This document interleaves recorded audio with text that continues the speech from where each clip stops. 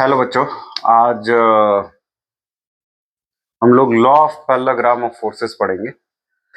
इसमें क्या चीज इंपॉर्टेंट है, बेसिकली ये समानांतर चतुर्भुज के बलों का नियम है। ठीक है, बलों के समानांतर चतुर्भुज का नियम है। सॉरी, मैंने उल्टा बोल दिया।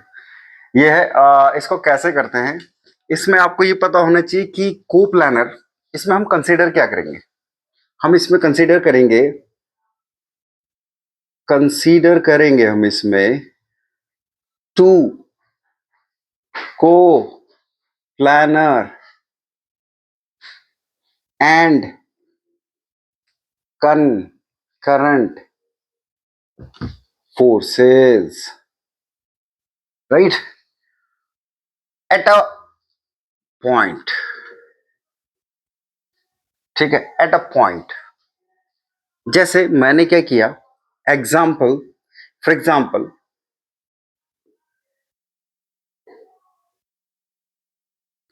आपने क्या किया, एक पार्टिकल पे, ये मान लीजिए एक पार्टिकल है, ये एक पार्टिकल है, ठीक है। इस पर दो फोर्सेस, दो कंकरेंट फोर्स काम कर रहे हैं, कोप्लानर है, यानी एक ही प्लेन में काम कर रहे हैं। इसमें मैंने कंसीडर क्या करना है, एक और चीज कंसीडर कर लिया कि P एंड Q आर को प्लानर फोर्सेस, है ना, को प्लानर एंड कंकरेंट फोर्सेस। ठीक है, तो हम क्या करेंगे, जैसे लेट P यहां रख देंगे और Q यहां। ठीक है, Q यहां भी रख सकते हैं आप, P यहां भी रख सकते हैं। इन दोनों के बीच में जो एंगल है आप लेट कर लें थीटा। ठीक है, ये एडजेसेंट दो साइड्स हैं इसकी, इनको मैं क्या कर रहा हूं, देखिए एक दूसरे के पैरेलल में बढ़ा दे रहा हूं आगे। इसके पैरेलल ये बढ़ा दिया मैंने, ठीक है, ये इसके पैरेलल होगी। जब पैरेलल तो बेटे ये भी क्यू है तो ये भी क्यू है, ये पी है तो ये भी पी ही है। ठीक है, और क्या करना है, इसकी ज्योमेट्री में हमको क्या कर देना है, इस क्यू को थोड़ा और आगे बढ़ा देना है, बिल्कुल स्ट्रेट, और इस पॉइंट से इसका नाम रख देंगे हम, ये ओ है, ये ए है, ये बी है और ये सी है। ये बी से बिल्कुल 90 डिग्री पर एक परपेंडिकुलर डाल देंगे, ठीक है, 90 डिग्री पे, इसको हम डी बोल देंगे। आपको एक ज्योमेट्री देखनी है, और इन दो फोर्सेस का जो रिजल्टेंट है ये डायगोनल से शो होगा इसके, ये रिजल्टेंट है, R for resultant, R for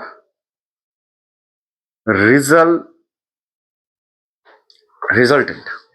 ठीक है, अब आर और क्यू के बीच में, क्योंकि हम आर की डायरेक्शन निकाल रहे हैं, मैंने कंसीडर बेस से लिया है, तो मैं इस वाले एंगल को फाई मान लेता हूं, लेट कर ले रहा हूं। अगर ये थीटा है ना बेटे, तो ये भी थीटा ही होगा।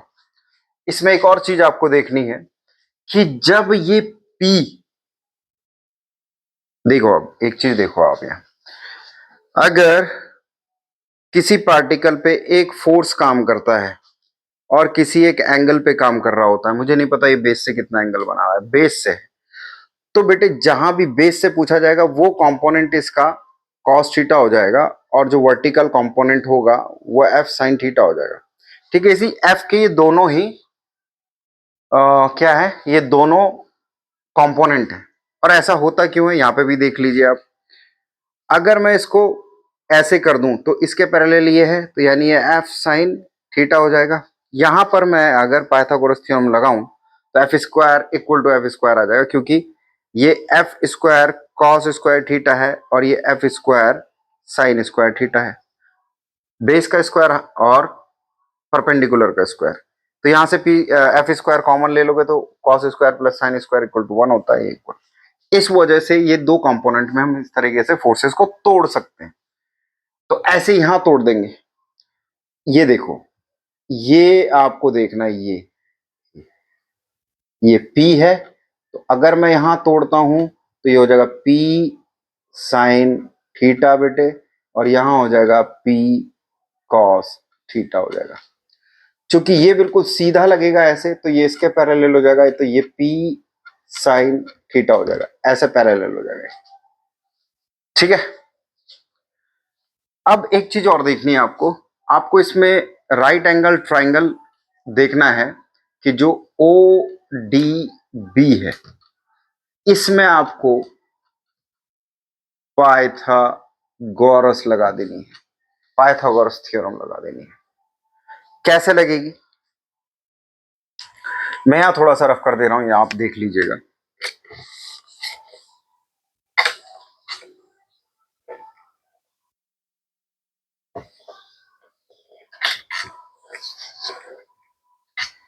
देखो, मैं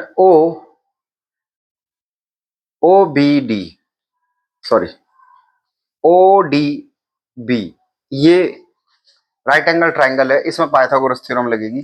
तो आपको दिख रहा होगा कि ये कुछ ऐसा है। अगर मैं यहां, ये O है, ये D है, ये B है, तो ये R है। मैं यहां एक छोटा सा फिगर बना दे रहा हूं, ये P साइन थीटा है, और बेस में क्योंकि ये Q है इतना, ये Q है, और ये P कॉस थीटा है, तो बेटे O से लेके D तक की डिस्टेंस इतनी हो जाएगी, क्योंकि O से A तक Q है और A से D तक P कॉस थीटा है, तो दोनों ऐड होके इतना आ जाएगा। तो ये हो जाएगा आपका Q plus P cos theta, right. और ये एंगल कितना है, ये है हमारा फाई। ठीक है, अब मैं इसमें एक पाइथागोरस थ्योरम लगा लूंगा। पाइथागोरस थ्योरम क्या कहती है, मेरा हाइपोटेनियस है, यानी इसको मैं लिख दूंगा आर स्क्वायर। बेस मेरा है क्या है, Q plus P cos theta का square plus P sine theta का स्क्वायर।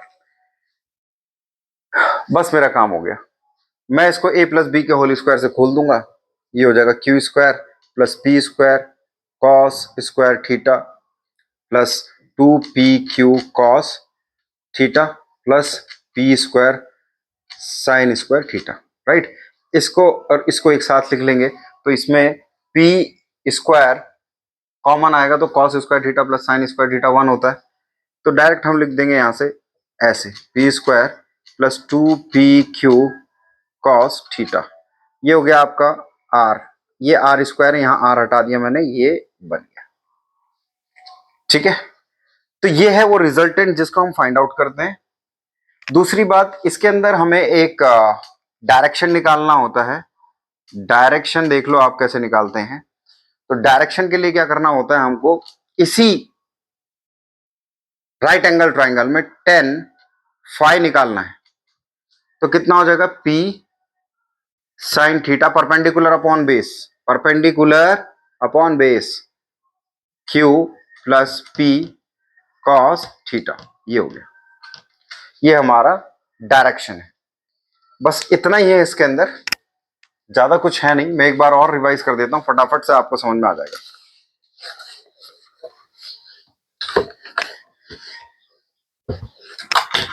देखो, एक आपके पास किसी एक पार्टिकल पे दो कंकरंट कोप्लानर फोर्सेस काम कर रहे हैं। कोप्लानर कंकरंट टू फोर्सेस काम कर रहे हैं, एक तो P है, एक Q है, राइट। और ये किसी एक एंगल पे थीटा पे लग रहे हैं। ठीक है, अब मैं क्या कर रहा हूं कि इसको Q के पैरेलल बढ़ा दिया और इसको P के पैरेलल मैंने बढ़ा दिया। इसका डायगोनल R रिजल्टेंट शो करता है। ये पूरा एंगल P से Q थीटा है और R से Q मैंने लेट कर लिया फाई है। अब मैंने इसका नाम रख लिया, ये एक पार्टिकल है जिसपे दो फोर्स काम कर रहे हैं। ठीक है, ये पार्टिकल है, ये पार्टिकल है, ठीक है, लेट पार्टिकल है कोई भी। ये O है, ये A है, ये B है, ये C है। यहां से O को मेरे को आगे बढ़ा देना है, B से एक परपेंडिकुलर मैंने ड्रॉ कर देना है ये D पॉइंट। ठीक है, ये P है तो बेटे ये भी P है, अभी मैं बता चुका हूं ये P है। तो जब ये P है, P के दो कंपोनेंट टूट जाएंगे, वर्टिकल हो जाएगा आपका P साइन थीटा और हॉरिजॉन्टल हो जाएगा आपका, कितना हो जाएगा, ये देखिए यहां से स्टार्ट हुआ और ऐसे खत्म हो रहा है, यानी हो जाएगा P cos थीटा। यहां से O से D की जो डिस्टेंस हो जाएगी मेरी Q plus P cos theta. ठीक है, ये हो जाएगा। अब क्या है, अब आपको रिजल्टेंट निकालना है, तो रिजल्टेंट के लिए इसमें पाइथागोरस थ्योरम लग जाएगी। ओ डी बी में पाइथागोरस थ्योरम लगाओगे आप, तो R square equal to P square sine square theta, क्योंकि इसका स्क्वायर है और फिर इसका स्क्वायर है, प्लस ये ए प्लस बी का होल स्क्वायर, डायरेक्ट खोलेंगे इसको, A square plus B square plus 2ab, ये ठीक है। तो यहां से आपको मिल जाएगा